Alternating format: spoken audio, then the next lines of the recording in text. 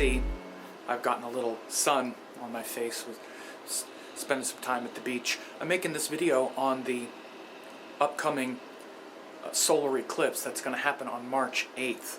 Now the solar eclipse is going to happen in Aquarius Rashi, and it's going to be the south node eclipsed by, or I'm sorry, it's going to be the sun eclipsed by the south node in Aquarius, and in the nakshatra of Purva Bhadra, which is ruled by the deity called Aja which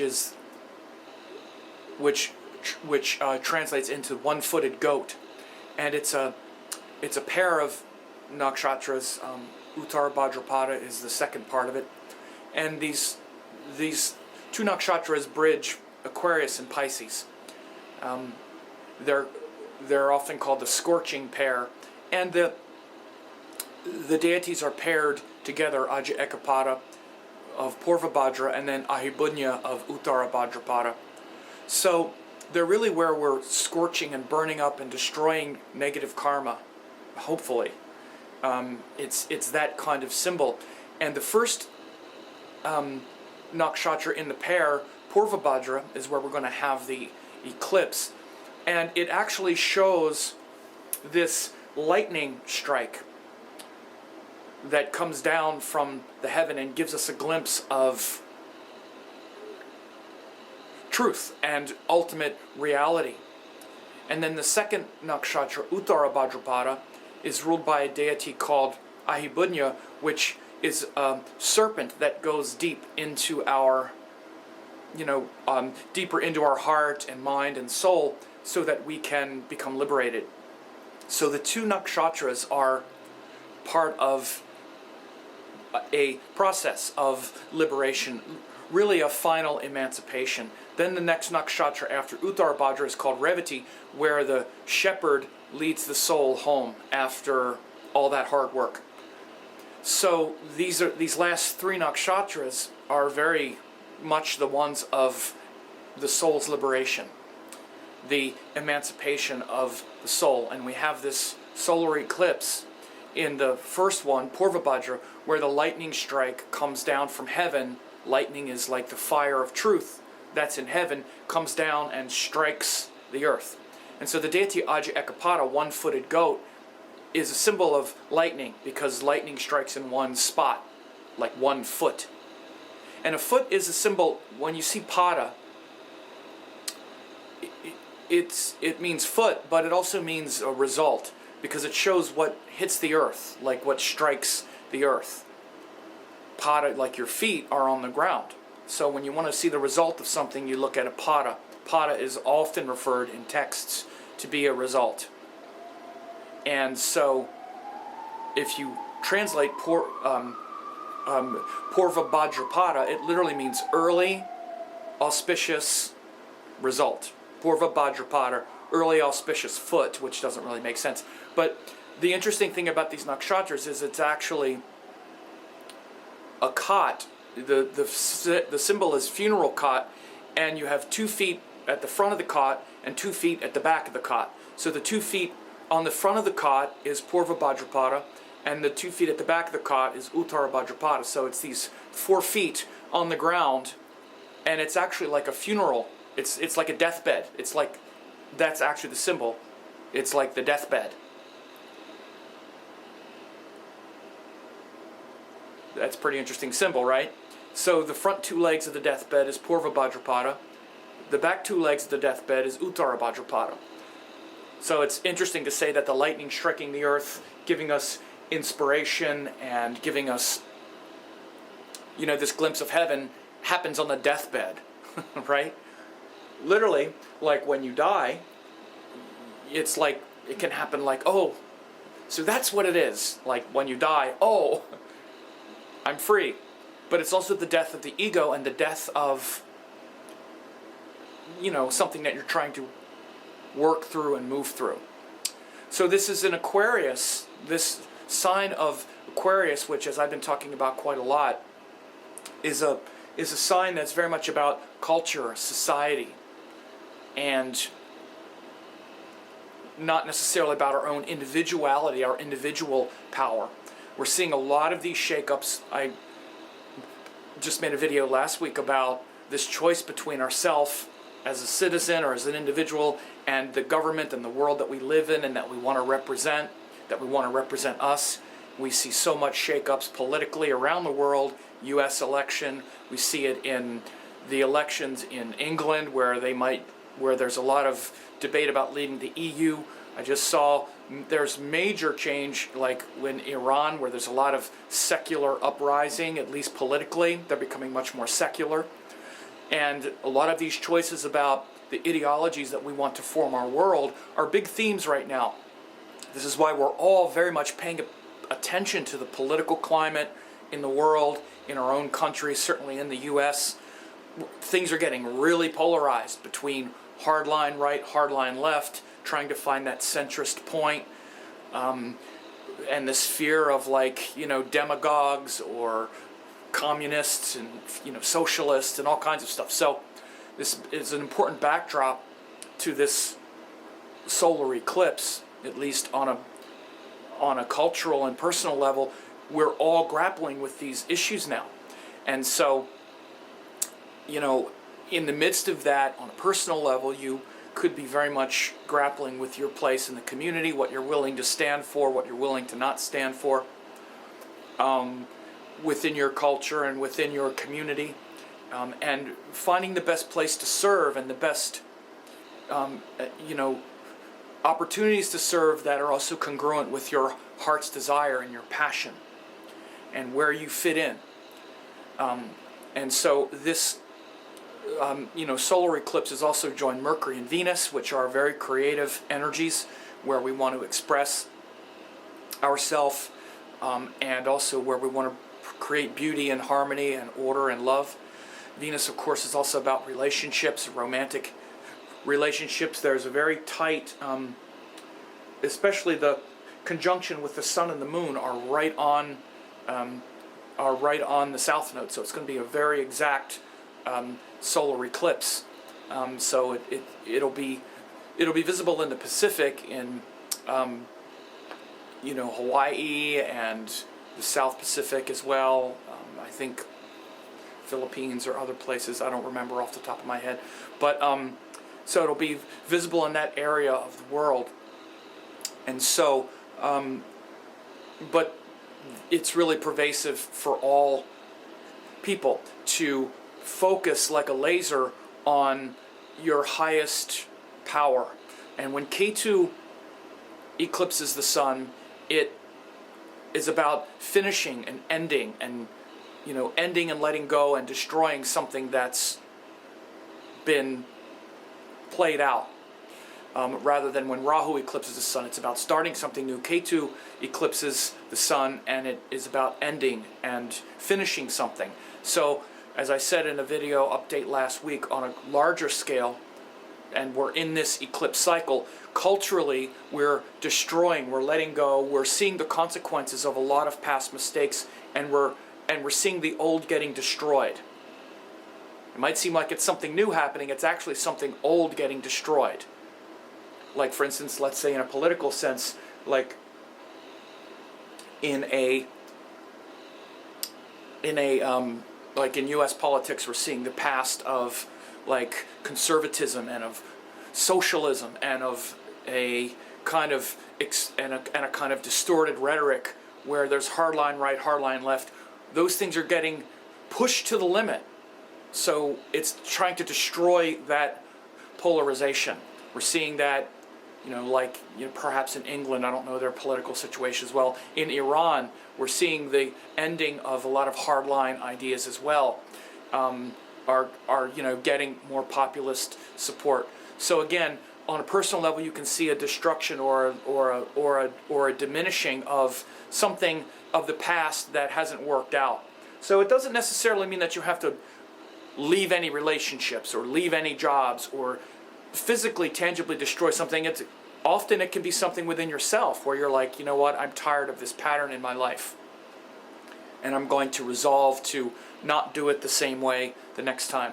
Maybe you've been involved in, again, maybe like a relationship or like a relationship with work or a relationship with duty, responsibility, or something cultural, and you keep messing it up, or you have this idea where you just can't get it right, it's an opportunity for you to destroy that. Destroy your thing. Let it get scorched up. Everything always has a quality of, of the ego, and destroying the ego or destroying our willfulness around it. So this capacity to let go of some difficult habit that you're stuck in, whether it's with another person or with work or with playing small or playing too big or being arrogant or being a doormat. All that depends on your personal chart. And so, this is happening. There's also an aspect from Jupiter, because Jupiter is in this eclipse axis, because Jupiter is in Leo. It's with Rahu, the north node. So Jupiter is, aspecting. It's in the eclipse cycle, in the eclipse axis. So Jupiter is giving higher wisdom and a potential for higher wisdom now as we unfold this, as we unravel it and escalate it and elevate it. Jupiter is giving a lot of potential for higher insight. This is also happening, as it must be said, with the influence of Saturn and Mars conjunction. Saturn and Mars are now fully in Scorpio, and we're really seeing that pressure and stress and struggle. In particular, there's an aspect from Mars. Mars aspects 4 houses in front. And there's an aspect from Mars onto the eclipse. Mars and Scorpio is aspecting Aquarius. So Mars is bringing a destructive, willfulness into this whole process. And of course, Mars, Saturn, and Scorpio is bringing up a lot of our fears and pressures and kind of blowing things up so that we face important situations that we've been overlooking, particularly around our personal demons and our inner fears and things we've tried to control and our frustrations. There's a lot getting played out now. It's why it's such an intense time. These are also fixed, a lot of fixed energy. You got an eclipse in Aquarius, which is fixed ideas. This is the way it is. This is why we see so much fanaticism. Aquarius is a sign of fanaticism, especially fanatical ideas, because it's where we get stuck in an idea, stuck on an idea. We're fixated on an idea. Like, for instance, like communism is a fixed idea. Democracy is a fixed idea. Some philosophy that we get stuck in and that we're fixed on, that we're fixated on. So this, Jupiter in Leo, fixed. Saturn, Mars in Scorpio, fixed. So there's a lot of fixations right now, fixed ideas, where we're kind of stuck on things. Because the other thing is Saturn, by transit, is aspecting Jupiter and Rahu in Leo, because Saturn aspects 10 houses in front. So again, there's all this fixation going on. Saturn aspecting Leo, Mars aspecting Aquarius. Very combustible mix. This is why I'll just say, U.S. politics is just going crazy. We have one major party that's getting utterly destroyed right now, decimated, and the other one too. Even the Democratic Party, there's a lot of rot from there's a lot of abuse of authority getting really shaken out, and the reason is because the status quo has been so corrupt. Where Republicans and Democrats, you can hardly see the difference between the two for so many years, because they're both beholden to the same things: money, power, and a system that's not serving the people. So out of this stuck place where no one is served, you have these two extremes fly off. Very Rahu, Ketu in Leo Aquarius axis, as I've been saying for almost a year at this point. This fixation on the government and how it serves the people. That's why you have, on the extreme left, you have, socialism, communism, Bernie Sanders. And on the other side in the U.S., you have Trump, extreme right, build walls, keep them out. Borderline protectionist, hard extreme right, hard extreme left. And fueling that, you have fixations. They're in fixed signs, Leo, Aquarius. And this is really not like I'm going to say one zodiac is right and one zodiac is wrong. This is very much a sidereal zodiac interpretation. Because when you start using tropical zodiac, they're in all these, they're in the, they're in the dual signs. But I see it very much as fixed stuff. People are fixed and polarized. The thing about fixed signs is there's a stubbornness. There's a stubbornness and a kind of intractability. And we may be feeling the frustration of being intractable around certain themes now, particularly with that Mars, Saturn, and Scorpio. So the eclipse is always like an ignition point, like boom, where it can really blow open some things and allow you to let go of some habits that are keeping you stuck. Now, the other thing about this eclipse is that it's happening right after Mahashivaratri, which is the night of Lord Shiva. That's going to happen on the 7th, on March 7th, Monday night, March 7th. And this is a sacred festival, ceremony in the Hindu faith, and a spiritual practice where you stay up all night and fasting and staying up all night and giving penance to Lord Shiva. That's going to happen the night before the solar eclipse. So that beginning night of Lord Shiva on Mahashivaratri on Monday, March 7th, will be important, and then Monday and then Tuesday, March 8th, is the solar eclipse. So look for, things to be kind of scorched, and your ego and your shortcomings to be burned. It doesn't have to be, you don't have to lose anything. It doesn't mean like it's going to destroy a relationship or it's going to destroy a job or whatever. It could just destroy your ignorance. This is the best use of it. That's the best use, is to purify. You have to always remember, difficult energies, are often just about purification, especially when they're related to fire, like with the sun. Every new moon has this potential. Every month we have this cycle where the sun and moon come together, and there's the capacity, desire, and need to purify. And every new moon follows a Shivaratri. So the night before every full moon is a Shivaratri, is the 14th night of the waning moon.